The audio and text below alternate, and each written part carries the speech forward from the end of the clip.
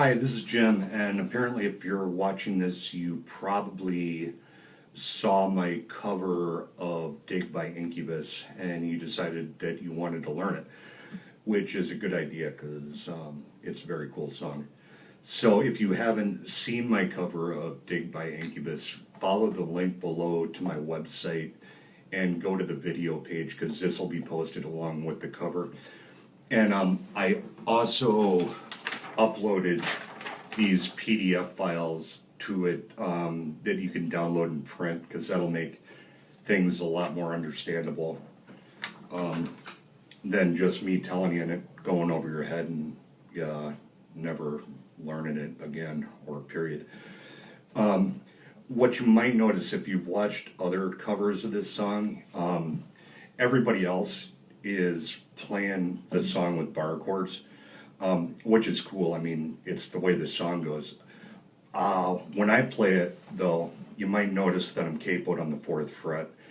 And the reason for that is that when I'm playing acoustic, I like the sound of open chords better. I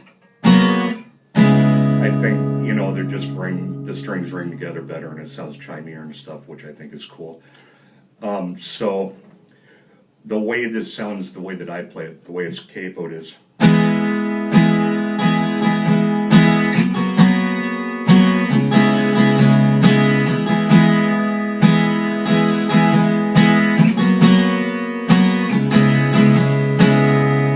And when you play it with bar chords, it sounds like this.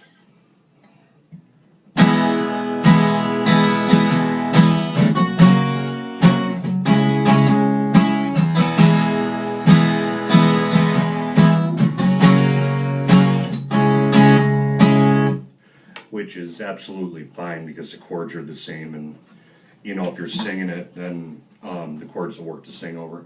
It's just that when I play the chords,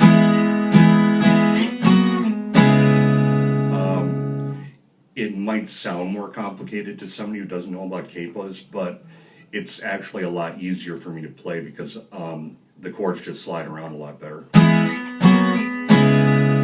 And when you're actually learning this from the chords that I've written out, you'll notice that in the entire song there's only one bar chord and it only happens one time to play that chord.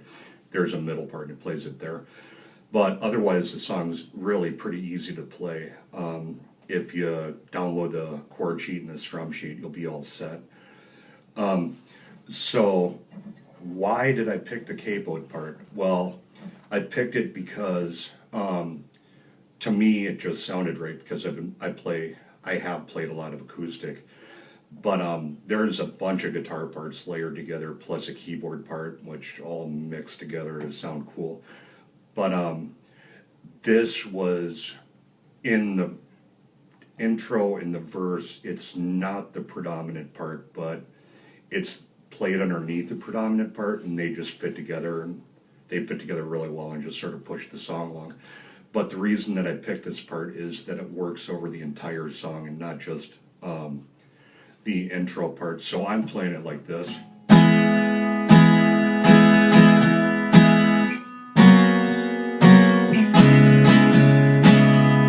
Okay, I'll show you what the other part is just so you don't think that I hacked this thing up and I made it strum up on my own. But I got to listen to it first because I'm so used to doing the strum that I do. Hold on one second here.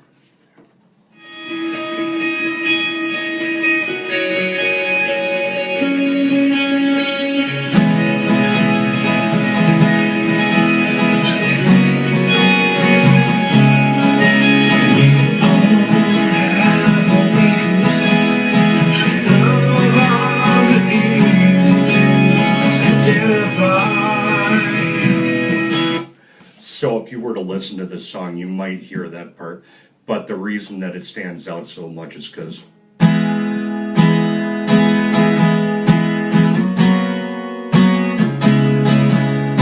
is underneath it, and they just kind of mix together. If I had a recorder, I could show you exactly what they're doing. But so we're just going to use my strum for now because it works for the entire song. And now what we're going to do is I'm going to show you this chord sheet that you should be downloading because it'll help a lot. But what I've done is, those are the strings and the frets there if you've never read a chord sheet before. And those black circles that I covered in are going to be the notes you're going to push down on. And the little numbers in parentheses are going to be the fingers you use. And the zeros, if there's any zeros across the top on a string, that means play the string open or don't push anything. So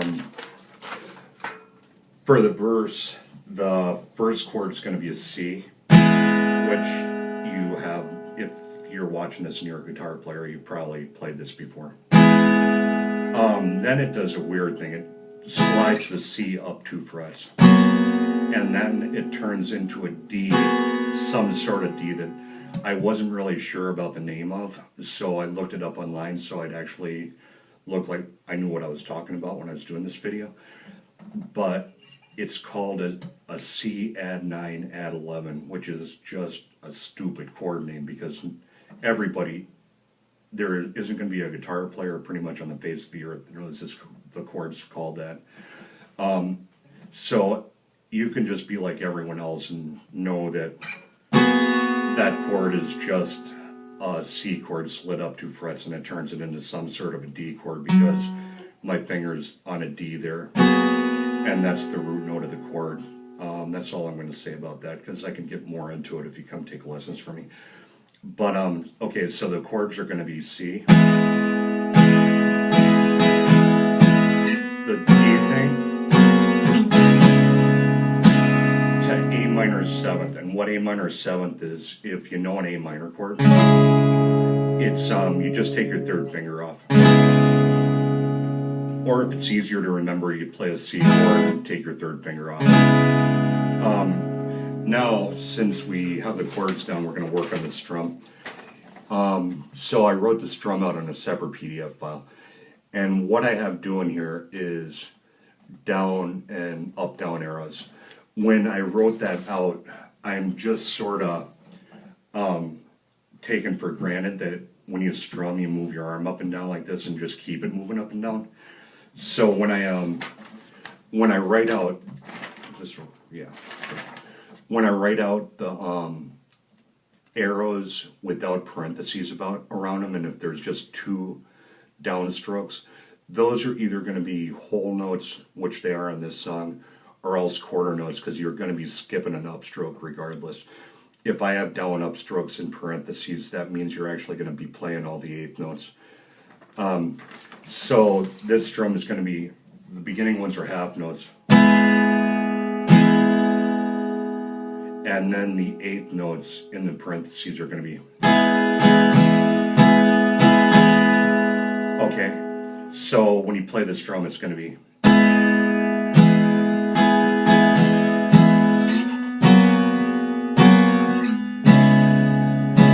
Actually. Okay, and there's 2 weird things I'm doing with this too. The first thing that I'm doing is for the upstroke 8th notes, I'm gonna do 2 upstrokes, and then I'm gonna hit the C note, which is my 3rd finger, and then 2 downstroke, upstroke. If you don't hit that C note in there, first of all, it sounds cooler, and second of all, your arm's gonna get all tripped up and you're not going to be able to get to the next chord smoothly when you're strumming like this. So if I was going to play it slow, it'd be like this.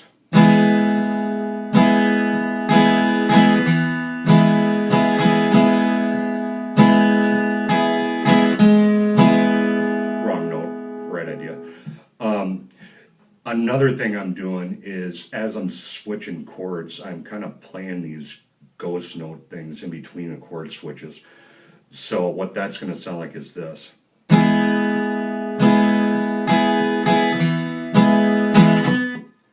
Okay, or you can play like that too.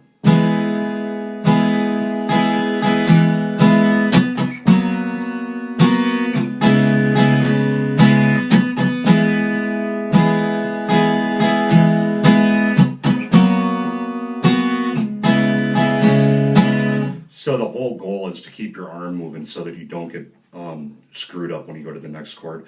If I was to play that fast, you wouldn't even tell that I did those ghost notes drums in there.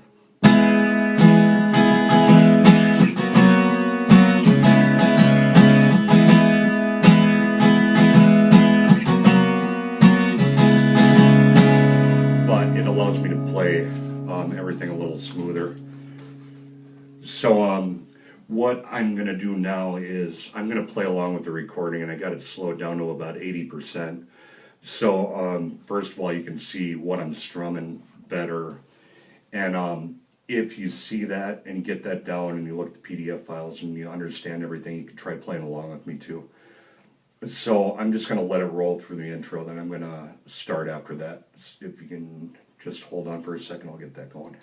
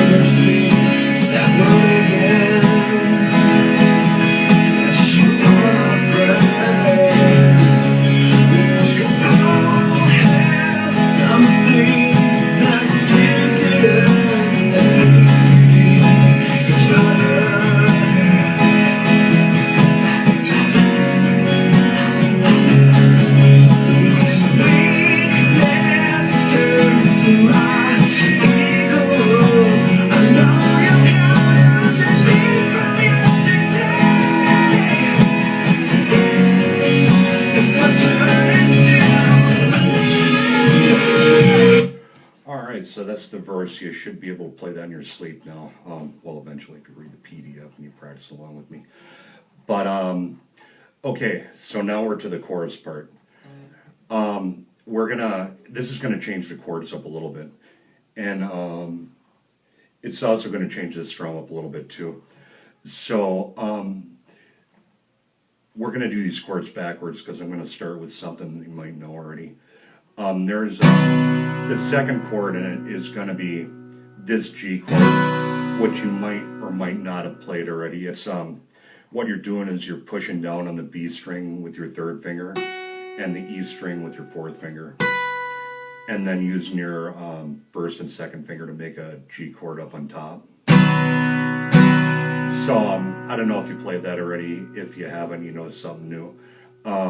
But this, even though it's different than looking than a G chord, it's actually a G chord because that's a D note and that's a D note, so it's just doubling them, but we can get more into that if you come take lessons from me too. So the first chord is going to be what's called a C add 9, and that's just moving your first and your second finger down a string.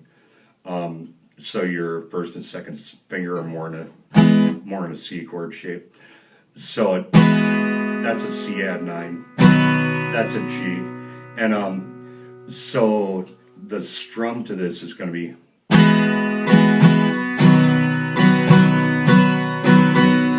okay, you can get that off the PDF file.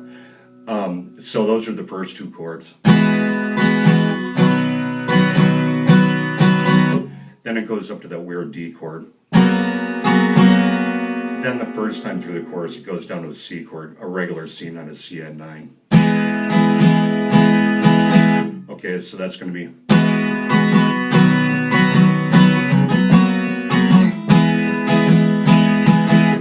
Then it goes back to the C add 9 again.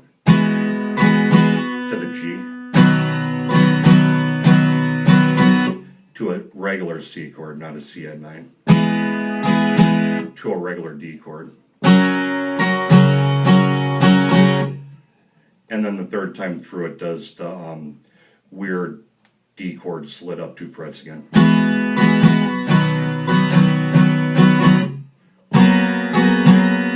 Now this changes a little bit. It goes to the A minor 7th chord instead of the C, so it's just like a C with your third finger taken off now.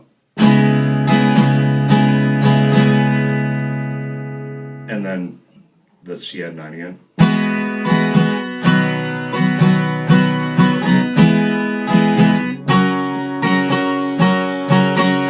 To C to D. Now I'll play that along to the slowed down version here.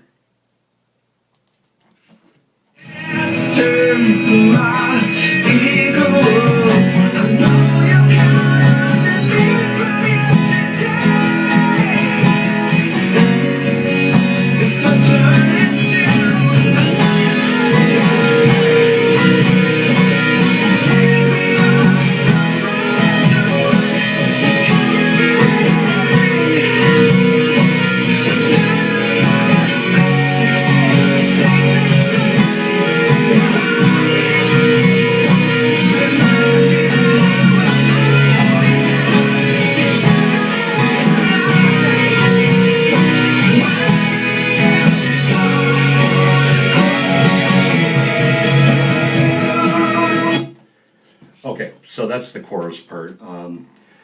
You can work that out. Just really try to watch what I'm doing and listen to what I'm doing, and look at the PDF, and you'll probably decipher it pretty easily. This was a Facebook request, and this is a really good song to do this with because it's there is enough weird changing the types of chords we're playing and stuff, and strumming cool, and so yeah, this is a cool song. Hopefully you guys get a lot out of it.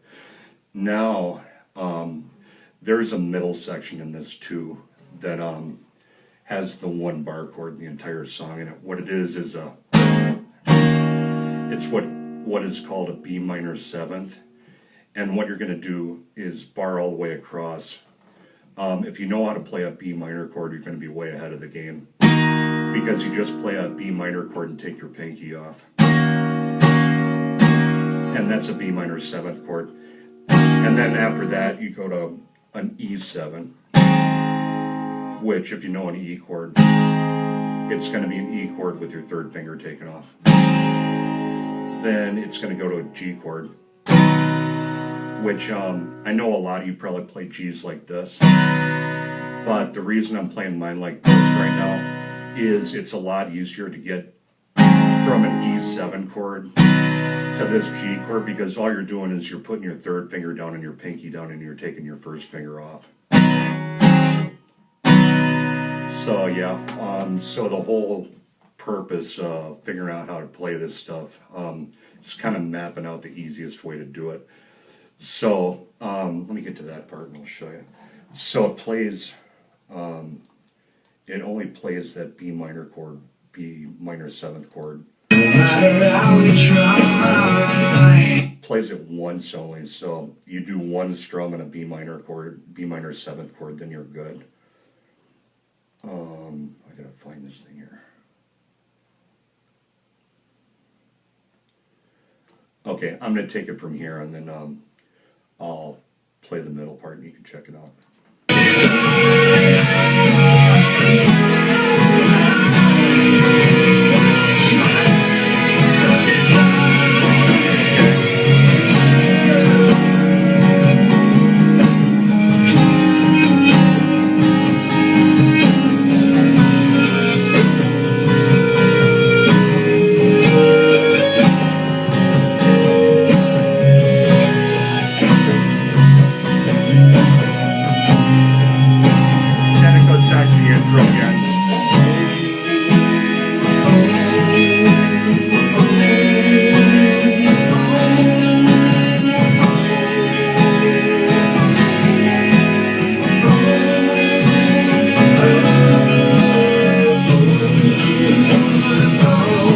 Then it keeps doing the intro for a while. When you started this song, I told you not to play during the intro, but when the intro comes around again for the 2nd time, you're going to want to play through it, because what it does is, if you were playing it in a band, it would carry along everything that was going to happen in the rest of the song.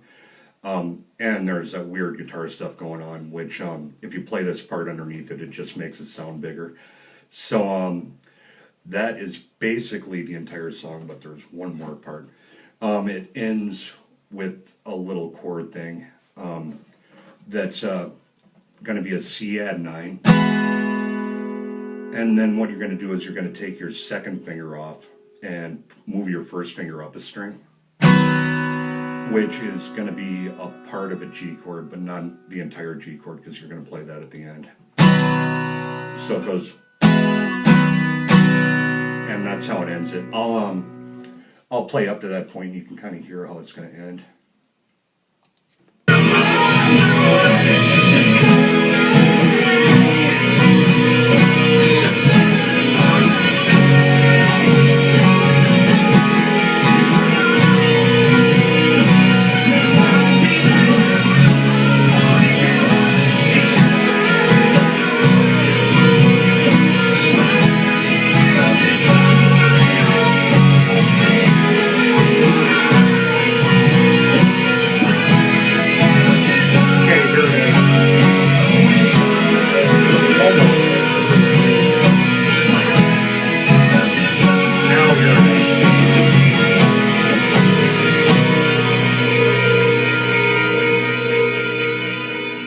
Okay, so that is the end of it. That is the end of this lesson. Nevin and Elizabeth, you can go back out and shred now.